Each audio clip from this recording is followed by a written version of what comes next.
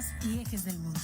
Es una ojeada plural al mundo y también un espacio en el que el auditorio y los conductores pueden reconocer varios ángulos de análisis.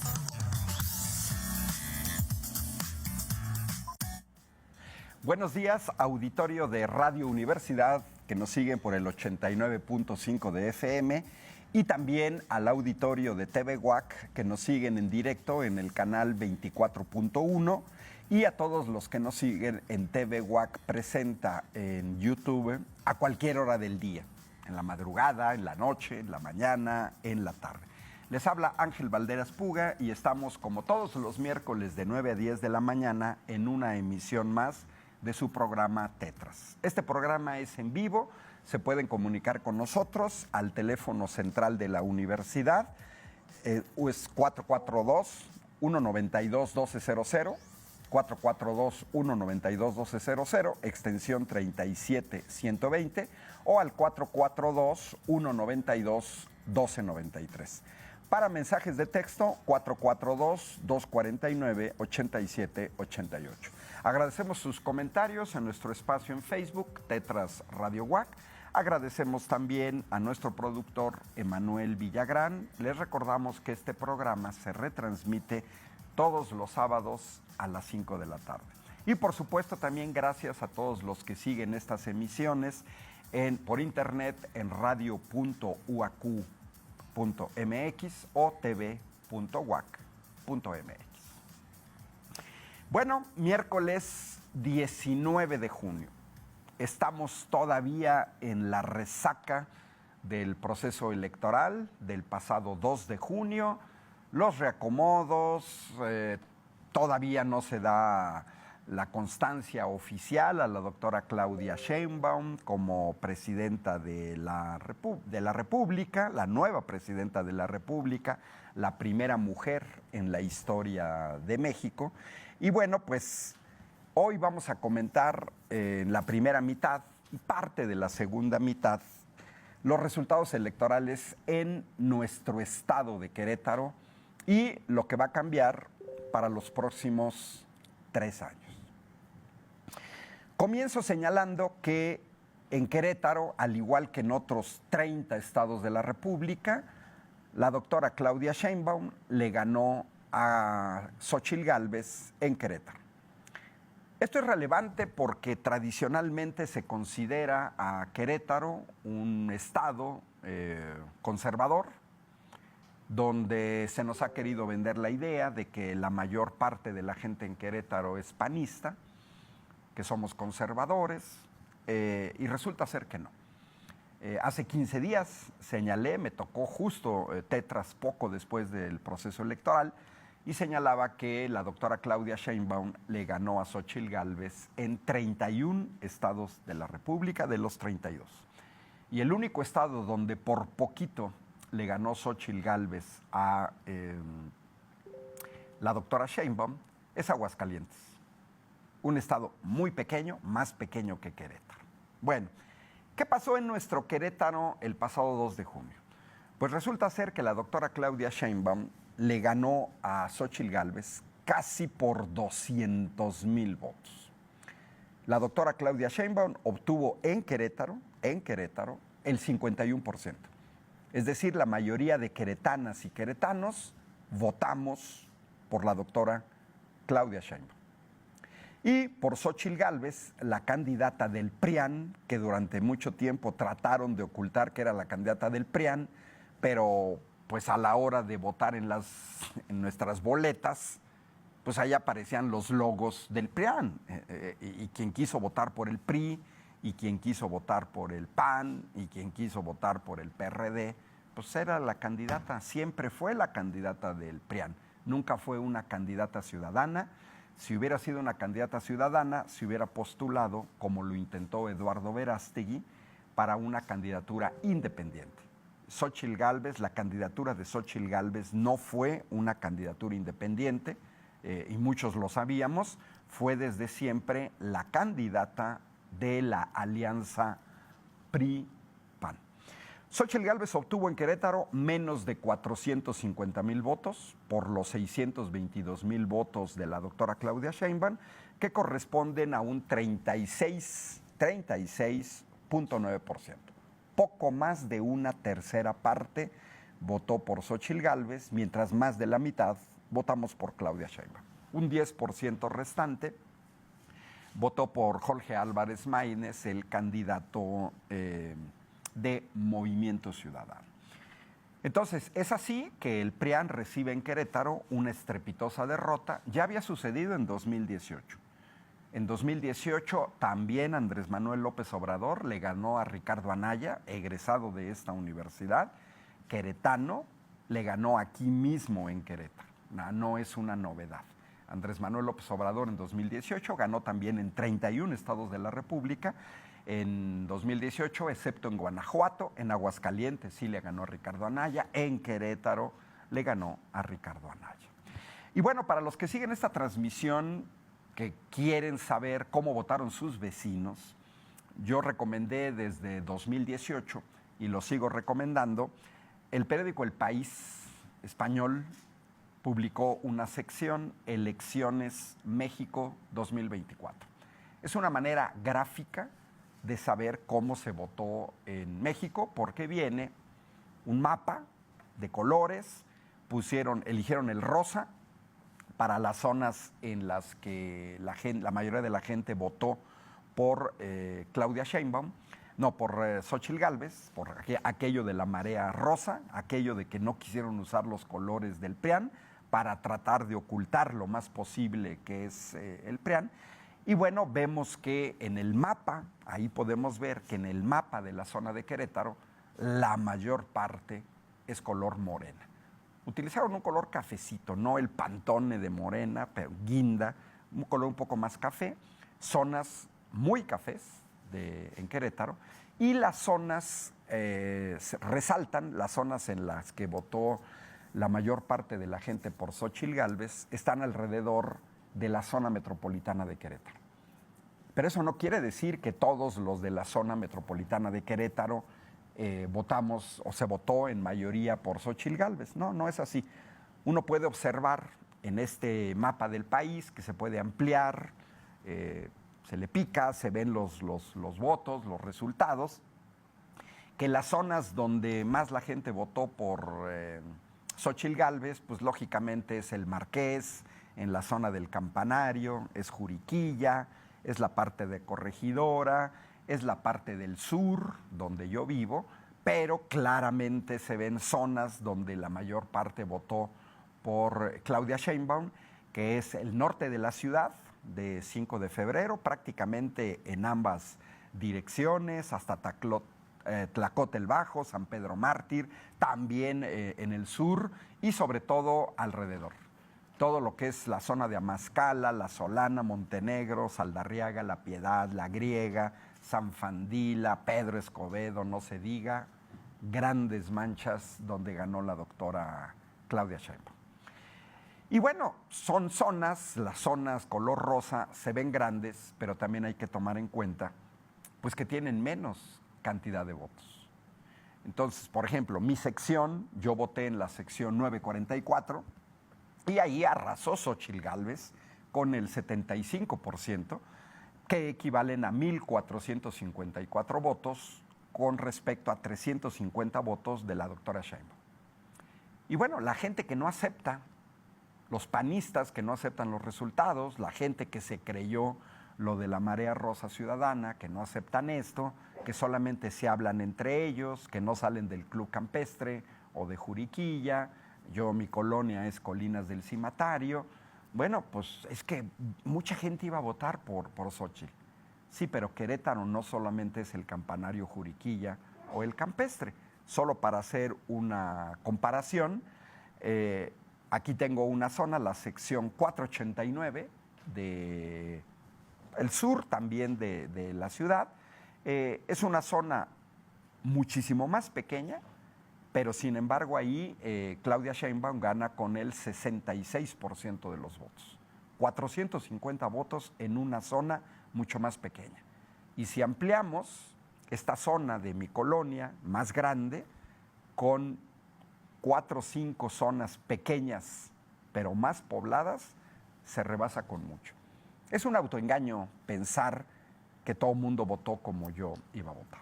Bueno, entonces, primer punto básico, la doctora Claudia Sheinbaum le gana a Xóchitl Gálvez con más de 200,000 votos y se puede checar dónde exactamente se votó de esa manera. Hubo también elección para el Senado y en ese caso el PAN ganó, y eso hay que reconocerlo. Ya no fue el PAN solo. Hay que tomar en cuenta que en 2018 el PAN y en 2021 fue sin alianzas y que muy probablemente el PAN habría perdido la elección para el Senado si no se hubiera presentado en coalición. Habría que desagregar cuánta gente votó en las boletas por el PRI y cuántos por el PRD, pero aún así el PAN ganó por 100,000 votos a Morena, que no fue en coalición. En un escenario en el cual Morena para el Senado, como sucedió en otros estados, hubiera ido en coalición, pues habría que sumarle 66,000 votos del Verde, 26,000 votos del PT, estamos hablando de 90,000 votos, lo que acercaría a una diferencia de solamente 10,000 votos. Y si el PAN no se hubiera presentado en coalición, habría perdido esta elección. Y esto es relevante porque esto muestra ya la pérdida de prestigio en Querétaro del PAN, porque en la presidencia es una elección estatal que abarca todo el estado, la elección de la senaduría también abarca todo el estado, y hoy en día vemos que el PAN en Querétaro, para mantener la senaduría, se tuvo que aliar con el PRI y con el PRD. De otra manera, no hubieran ganado la senaduría. Diputaciones federales. Ahora Querétaro hubo una distritación. Antes éramos 5 distritos federales, hoy somos 6 y quedaron 3 y 3. La zona más grande, a pantalla, pero los distritos se distribuyen en términos de población, pero si vemos el mapa de Querétaro, la mayor parte es guinda. ¿Por qué? Pues porque Morena ganó, por ejemplo, el Distrito 1, que ahora abarca Cadereyta, Tequisquiapan, toda la zona de la Sierra, que es el distrito más grande. Ganó el Distrito 2, en ese caso con Ricardo Astudillo, dirigente del Verde, que es toda la zona de San Juan del Río, Amealco, pero también se ganó el Distrito 6, que es un poco la parte occidental de la ciudad de Querétaro. Entonces ahí quedamos 3 y 3, hay que tomar en cuenta que en 2021 Morena no había ganado ninguna diputación federal.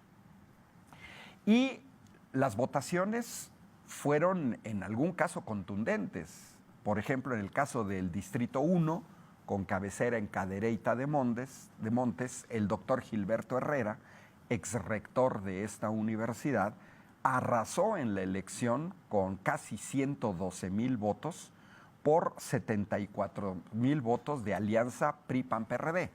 Hay que tomar en cuenta que, ojo, Morena está ya derrotando a la coalición. Ya el PAN solo, repito, sin coalición, difícilmente habría podido ganar la elección.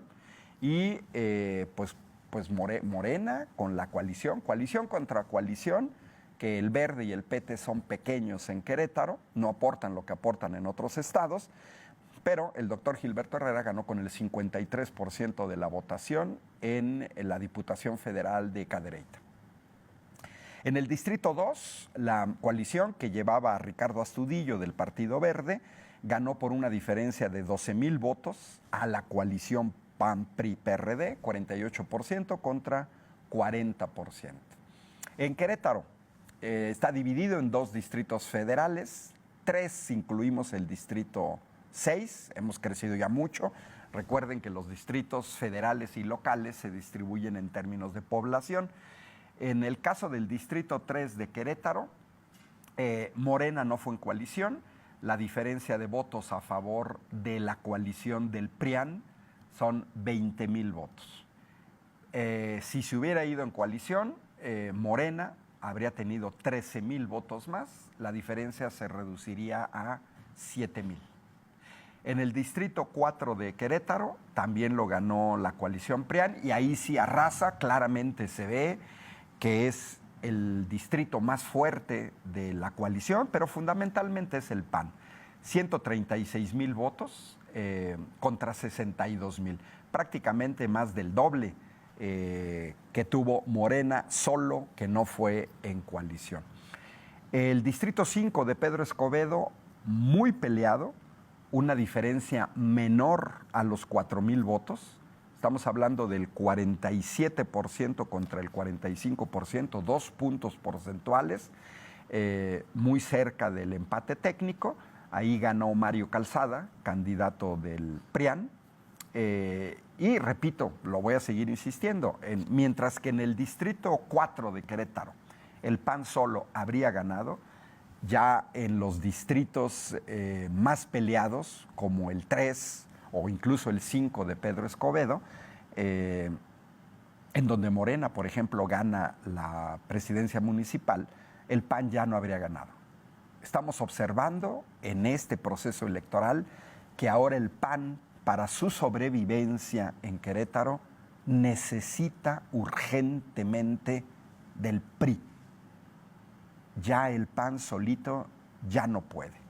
Y en el caso del distrito 6, que también corresponde a Querétaro, la coalición encabezada por Morena ganó por 16,000 votos más al candidata, era Beatriz Marmolejo, del PRIAN, y más de la mitad, porque también los porcentajes son importantes, más de la mitad votaron por Morena. Votaron por el doctor Luis Humberto Fernández, más del 50%. Cambió mucho este proceso electoral con respecto a los procesos electorales anteriores. Ahora, donde se notó la derrota estrepitosa del PAN, y específicamente para el gobernador Mauricio Curi y su gestión de 3 años en Querétaro, fue en las diputaciones locales. Si ahora vemos el mapa de Querétaro dividido en sus 15 zonas de distritos locales, la inmensa, ahora sí que el color ahí es guinda. Lógicamente estamos hablando de Morena con la coalición y también del PAN con la coalición del PRI y del PRD. Bueno, pues de esos 15 distritos en disputa de mayoría relativa, la coalición Seguiremos Haciendo Historia ganó en 10. 10 de 15. Derrota estrepitosa para el PAN, que con esto pierde la mayoría, ya digamos, ya no tiene mayoría calificada en el Congreso, pierde la mayoría en el Congreso, y esto quiere decir que Mauricio Curi, pues ahora va a tener que negociar con Morena, por ejemplo, la aprobación del presupuesto. Estos que hablaban de los famosos contrapesos, que la población en México no les hizo caso para el caso federal, pues en Querétaro el PAN los va a tener, porque solamente ganó en 5 distritos. Ganaron en el 5, el 6, 8, 13, prácticamente de la zona metropolitana de Querétaro, y el 11, que está en la zona de San Juan del Río, y que ganaron por muy poquito, estuvo muy peleado. Ese distrito 11, si Morena hubiera ido en coalición, tal como lo hizo el PAN, Morena habría ganado también el distrito 11, y entonces hubiera sido una derrota apabullante, que ya lo fue, 10 contra 5, habría sido 11 contra 4. Y bueno, en la asignación de las plurinominales, al PAN le corresponden 3 más, con lo que llegará a 8 diputados. El PRI, que no ganó ninguna de mayoría relativa, le van a corresponder 2. Con esa alianza tendrían 10 diputados de 25. MC no ganó ninguna diputación de mayoría relativa. Teresita Calzada, hermana del exgobernador Calzada, del PRI, tiene una diputación plurinominal, pero así como el PAN obtuvo 3 plurinominales, Morena también obtuvo 3 plurinominales, una plurinominal el Verde. Si se mantiene la alianza, porque pues no es seguro, las alianzas así son, pero si se mantiene la coalición, seguiremos haciendo historia. Las 10 de mayoría relativa, más 4 que ganaron de plurinominales, estaríamos hablando de 14 de 25 diputados. 14 de 25, de los cuales MC, que no forma la alianza del PRIAN, pues eso le estaría dejando al PRIAN solamente 10 diputados de los 25. 10 de los 25, de los cuales al PAN solamente 8. 8 de 25. 8 por 3, 24. Estamos hablando ya de menos de la tercera parte del Congreso para los siguientes 3 años, 24, 27, corresponden al PAN. Bueno, en el caso de los ayuntamientos, ahora sí que se dividió. Morena tenía solamente un municipio, había gobernado Ezequiel Montes, que luego lo perdió. En el periodo trienio anterior gobernó Arroyo Seco, que lo perdió. Y eso también dice mucho de lo que Morena tiene que poner atención. Pero sin embargo, en esta ocasión ganó 4 municipios. Cadereyta, en donde Morena fue solo y arrasó en la votación porque Astrid Ortega ganó con más del 55% de los votos a la enésima reelección del candidato del PAN, y Morena, sin coalición, derrotó de manera estrepitosa en Cadereyta al PAN. Tequisquiapan, donde Héctor Magaña, egresado de esta universidad, ganó con el 53% de los votos, solo Morena PT, sin la inclusión del Verde. También la mayoría de la gente de Tequisquiapan votó por Iván Magaña. Ezequiel Montes lo recupera Morena, ya lo había tenido, lo perdió, lo recupera ahora con la alianza Morena-PT con una votación del 47%, muy cercana al 50%, y Pedro Escobedo por primera vez lo va a gobernar Morena, solito, sin coalición, obtuvo el 38%. Si nos vamos un poco en orden alfabético, bueno, veamos que en el caso del PAN, vamos a ver en el caso del PAN, el PAN mantiene corregidora, es su bastión fuerte, casi el 60% de los votos, un 58%, con Josué David Guerrero Trápala. Rodrigo Monsalvo del PAN gana el Marqués con una votación arrolladora, menos que Josué David Guerrero, porque el PAN en el Marqués gana con el 56%.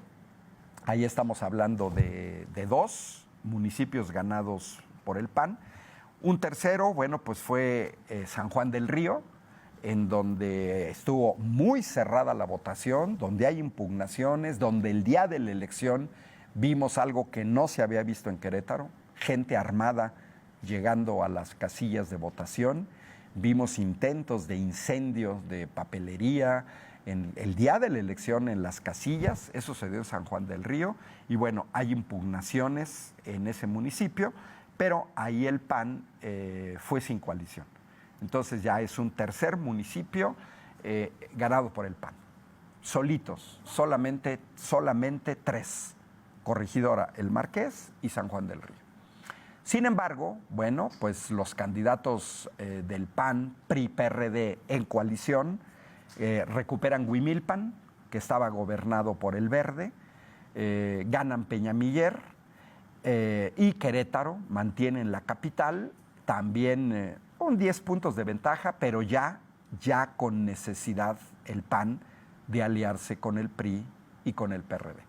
Alcanzaron casi el 50% en la capital, pero esto también muestra que el PAN, repito, cada vez más está necesitando aliarse con el PRI, como fue el caso de Pinal de Amoles, donde ganó la alianza PAN-PRI.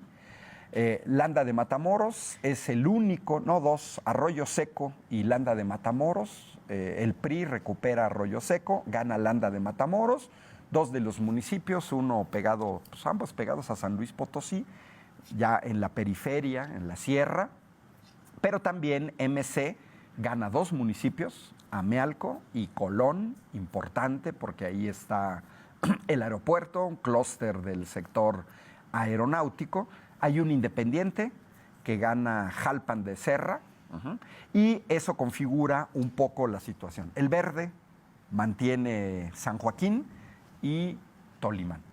Entonces, si observamos, Morena que gana 4, el verde que gana 2, ya son 6, 2 que gana MC, ya son 8, pues ya a la alianza PAN-PRI-PRD le quedan 10, bueno, un independiente, 9, entonces podemos ver que el PAN en alianza con el PRI ya solamente pueden gobernar la mitad de los ayuntamientos.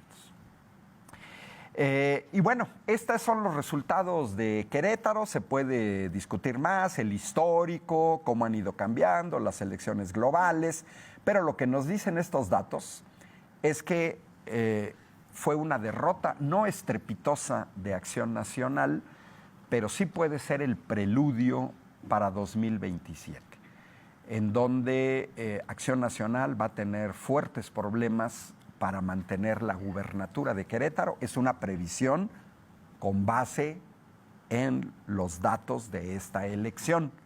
No es un deseo personal o una creencia de que yo creo que. No, absolutamente no es así. Es una situación que, bueno, ahí están los datos. Morena, el hecho de que con 200,000 votos más haya derrotado a Xóchitl Gálvez en alianza PAN-PRI-PRD, tomen en cuenta que el PRD ya no va a existir. El PRD perdió su registro, no lo tenía, no me acuerdo si lo había perdido, creo que sí lo había perdido en Querétaro, pero ya lo perdió a nivel nacional, el PRD. Ese partido desaparece. Quiere decir que en las elecciones de 2027 ya no va a haber un partido. Querétaro seguro perdió también el registro estatal. Entonces, para 2027, pues solamente se prevé la alianza del PRIAN, que ahora sí sería el PRIAN, sin agregarle el chipotito del PRD, que esos 2 puntitos, vamos a ver si se mantienen en el PRIAN, porque también esos puntitos de la base del PRD se podrían mover a la otra coalición, a la encabezada por Morena. Y bueno, yo los invito a leer Tribuna de Querétaro. Yo para esta semana escribí un artículo, estoy sacando una videocolumna en mi canal de YouTube, Ángel Valderas, que titulé Los antidemocráticos que hablan de democracia, porque resulta ser que estamos observando un desconcierto total en la derecha mexicana de no aceptar los resultados de la elección, de criticar al votante, de regañar al votante, gente como Denise Dresser, que comenta cosas pero verdaderamente increíbles. Bueno, pero nos vamos al corte de la media hora y vamos a regresar con la posición de la oposición ante los resultados electorales.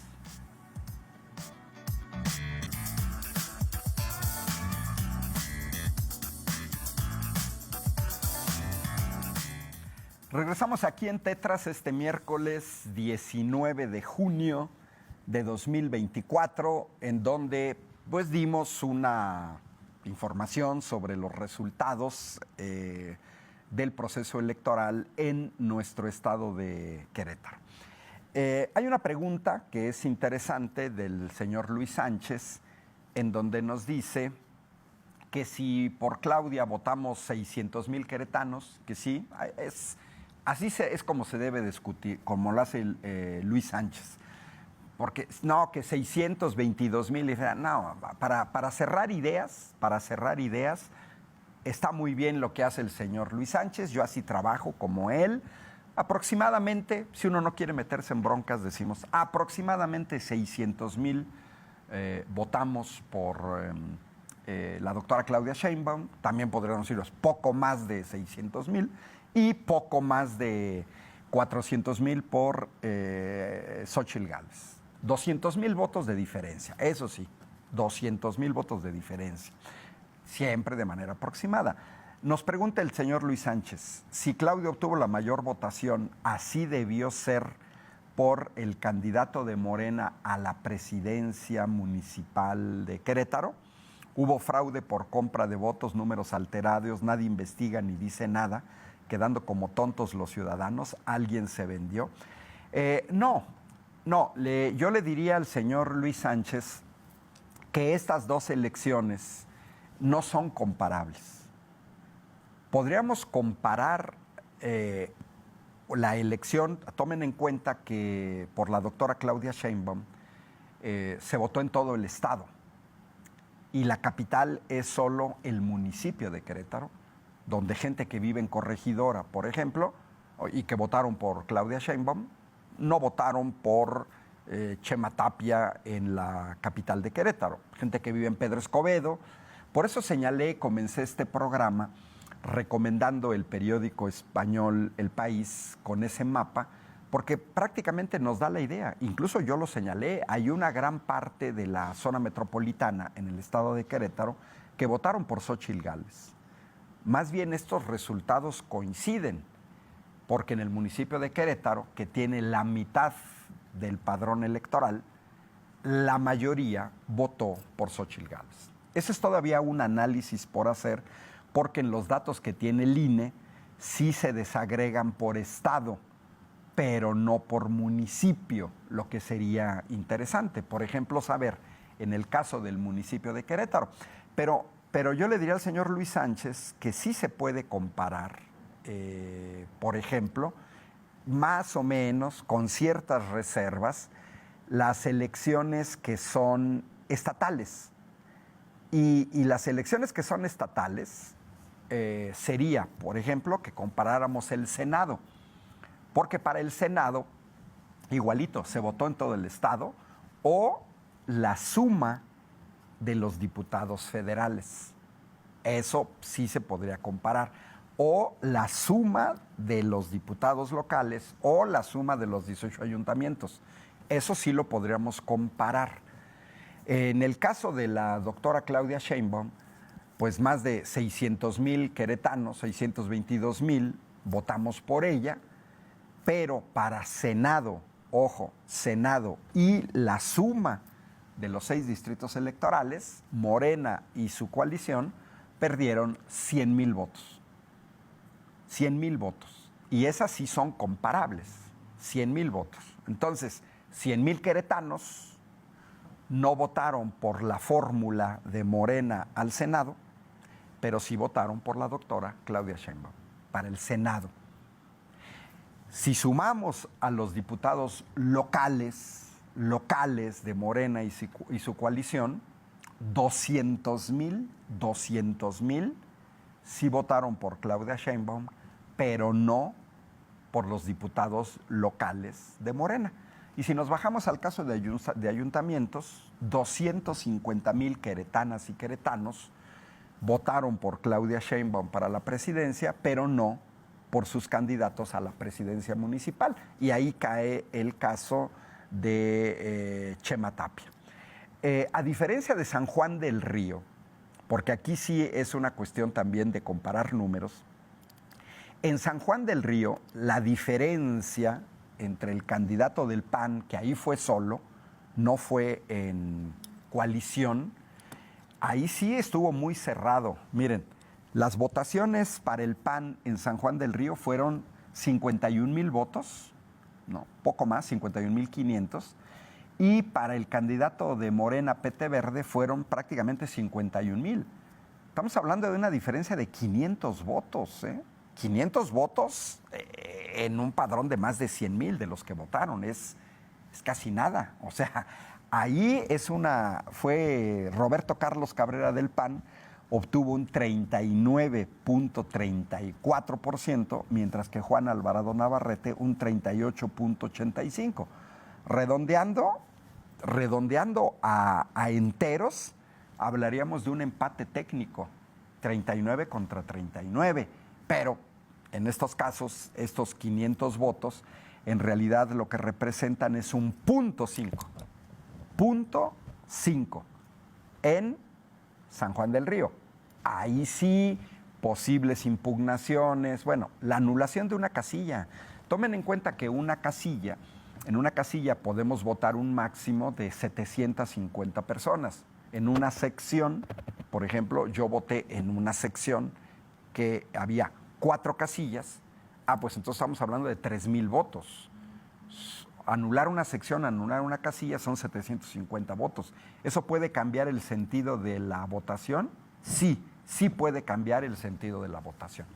En cambio, en la capital, el candidato del PAN-PRI-PRD obtuvo 241,000 votos, por el candidato de Morena Verde PT 193,000 votos. Estamos hablando de una diferencia de 50,000 votos que corresponderían a 10 puntos porcentuales.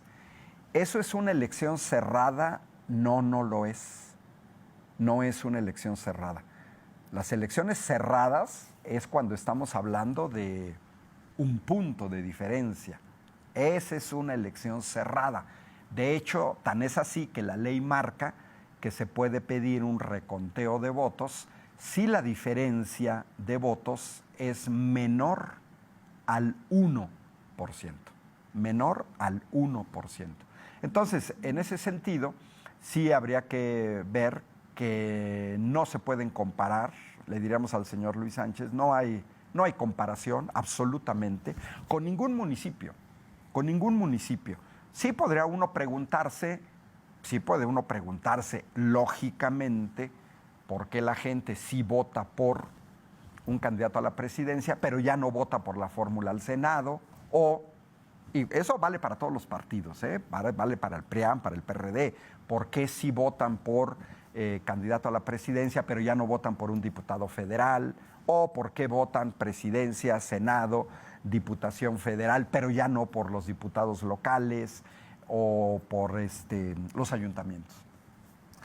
Y con respecto a lo que decía al final de la primera mitad, se nota inmediatamente que la derecha no le gustó el resultado de la elección. En primera, yo creo que era un autoengaño. Esto lo dije hace 15 días.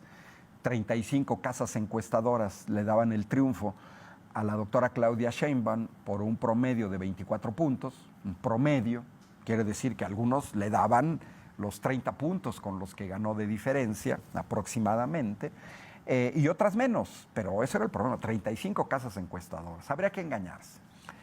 Yo creo que la oposición lo que pretendía era que Morena no ganara la mayoría calificada en el Congreso.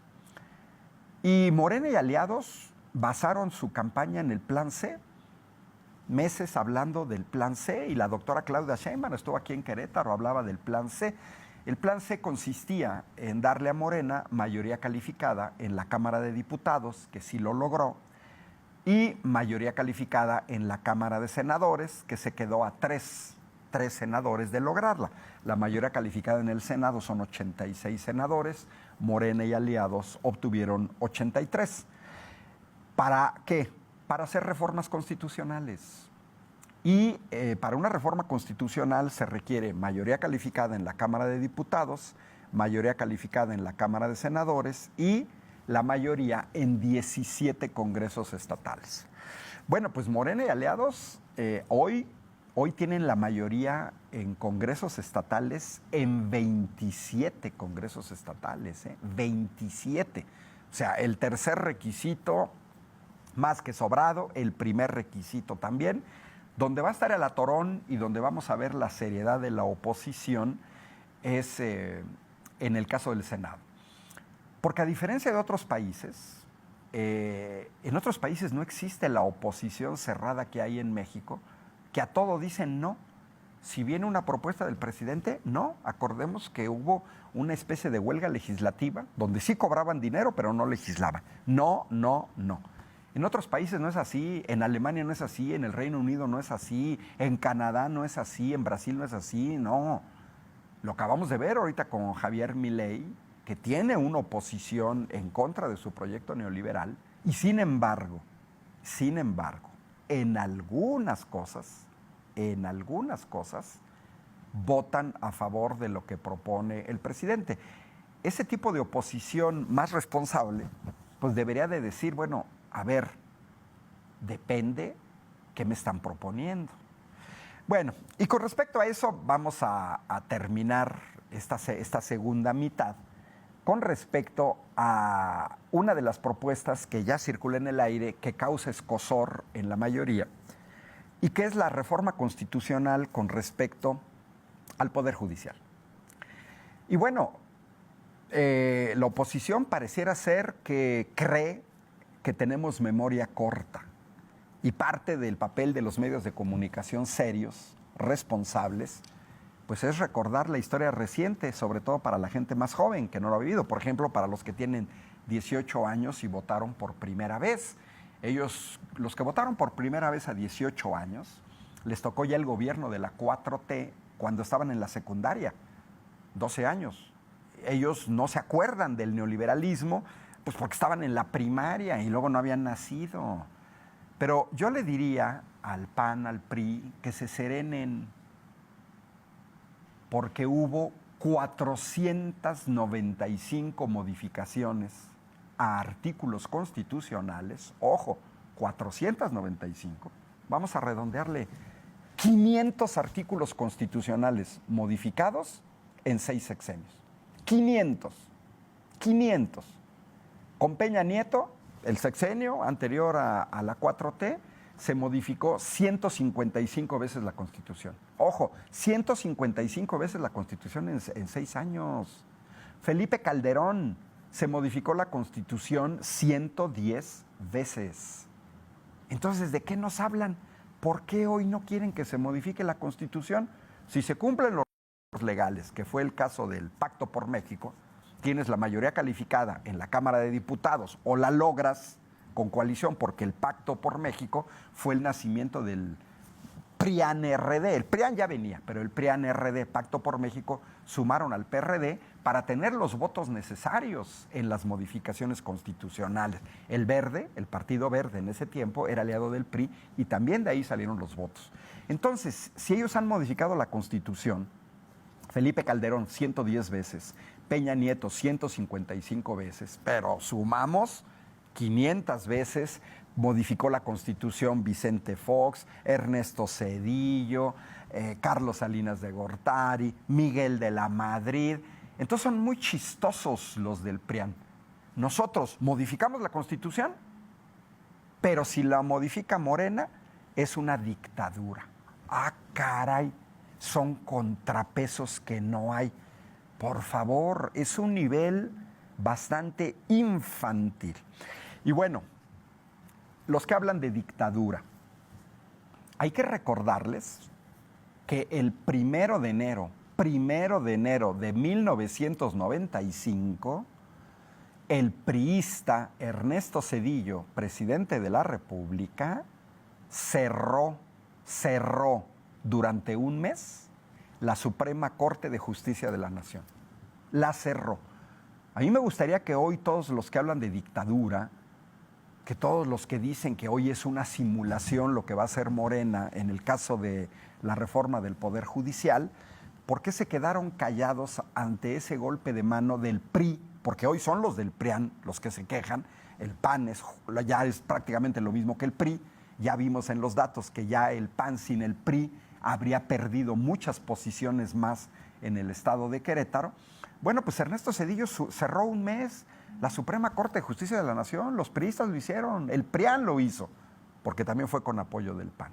Y lo que hizo Zedillo fue jubilación inmediata a 26 ministros de la Corte. Es decir, con un golpe de mano en la mesa, van para afuera.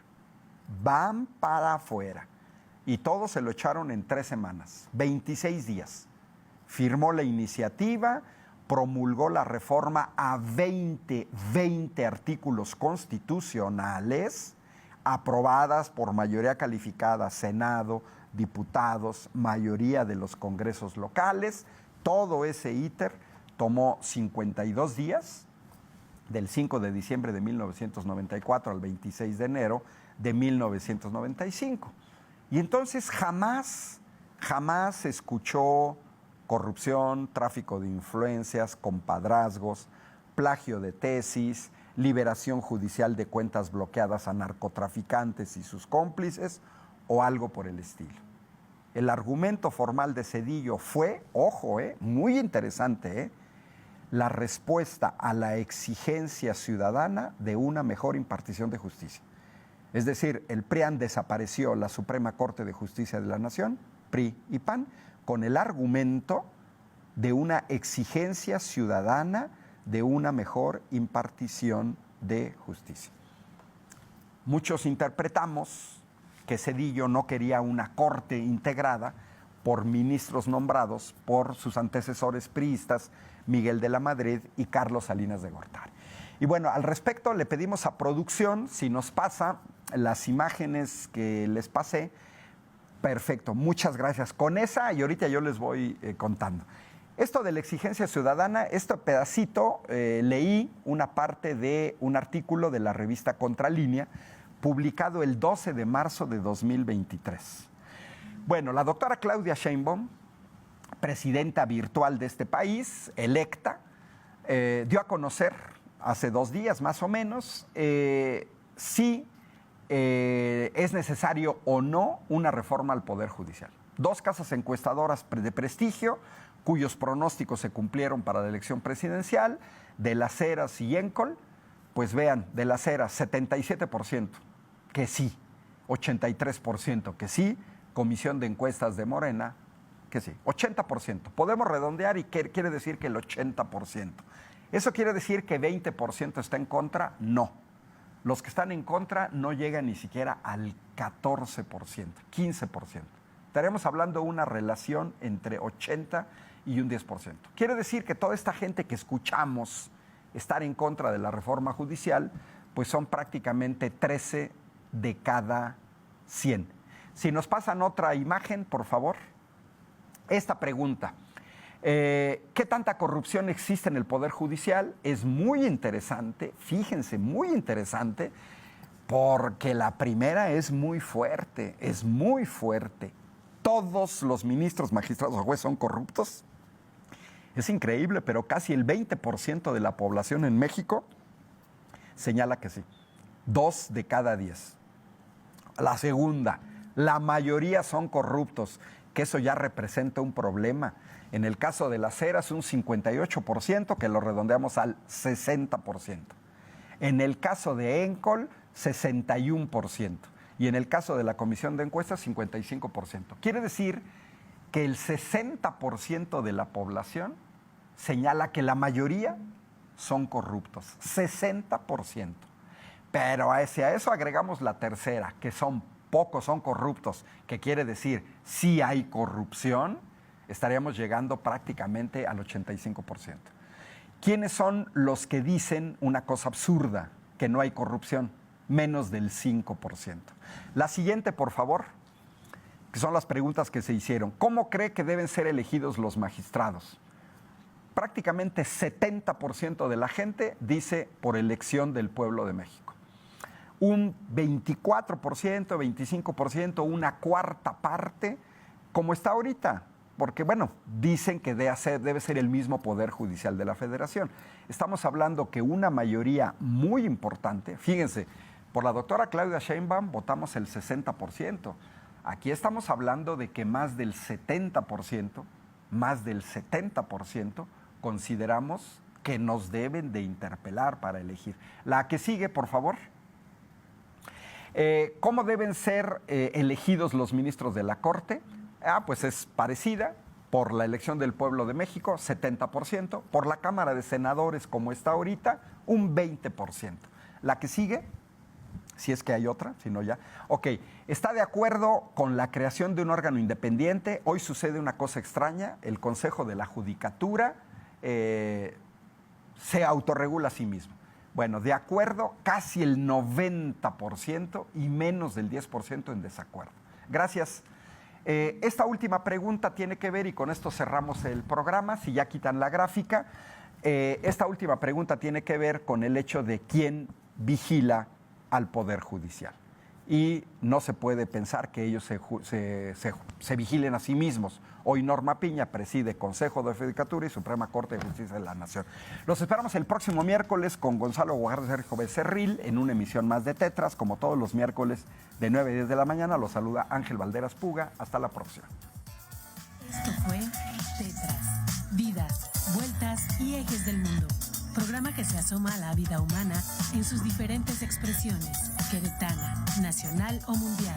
Una producción de TV UAC y XHUAQ Radio Universidad. Gracias por acompañarnos.